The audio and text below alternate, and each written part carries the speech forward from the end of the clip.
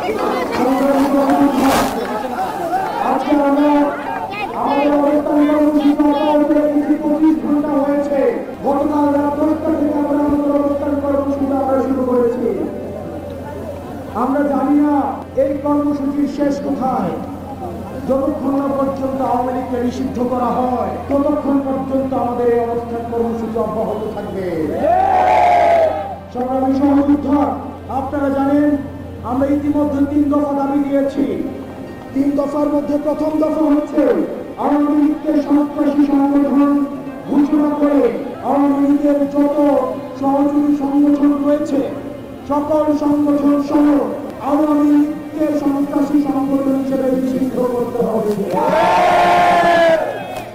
আমাদের দ্বিতীয় দফা দাবি হচ্ছে আন্তর্জাতিক অপরাধ ট্রাইব্যুনাল আইনে আওয়ামী লীগের দলগত বিচারের বিধান যুক্ত করতে হবে। তৃতীয়ত জুলাইয়ের ঘোষণাপত্র জারি করতে হবে। প্রিয় সহযোদ্ধা, আমাদের এই 3 দফা দাবি যতক্ষণ না পর্যন্ত বাস্তবায়ন হয় ততক্ষণ পর্যন্ত আমরা এই মাঠ ছাড়ব।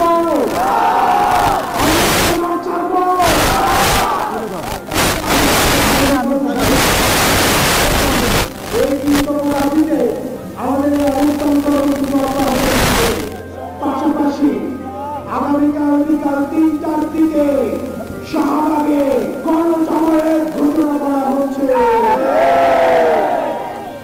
সারা ঢাকা থেকে জুলাই পক্ষের শক্তি নির্যাতিত নিপীড়িত যেসব আওয়ামী নির্যাতিত এবং নিপীড়নের শিকার যারা হয়েছে, যারা হচ্ছে পিলখানা হত্যাকাণ্ডের শিকার হয়েছে, স্বপ্ন হত্যাকাণ্ডের শিকার হয়েছে, গুম খুনের শিকার হয়েছে, মোদী বিরোধী আন্দোলনে যারা শিকার হয়েছে, সবার সম্মিলিত অংশগ্রহণের মধ্য দিয়ে এই শাহবাগে আমাদের গণজমায়েত অনুষ্ঠিত হবে।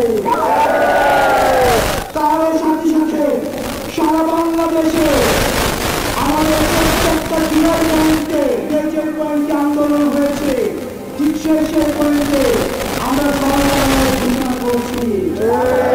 প্রিয় সহযোদ্ধা, যতক্ষণ না পর্যন্ত এই লড়াই বাংলাদেশপন্থী এবং ফেসিবাদপন্থীদের লড়াই, তারা দীর্ঘ 1 বছরের বেশি সময় ধরে বাংলাদেশকে বর্গা দিয়ে আমাদেরকে শাসন করেছে, তাদের বিরুদ্ধে আমাদের লড়াই।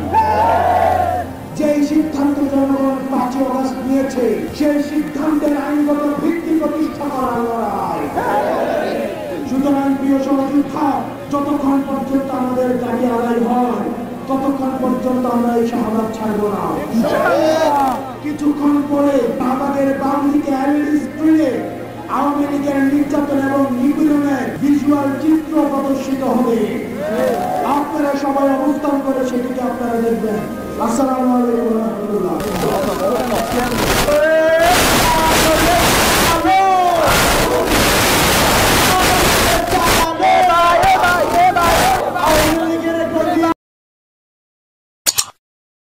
যখনকার খবর তখনই দেখতে চোখ রাখুন সুন 24 টিভিতে।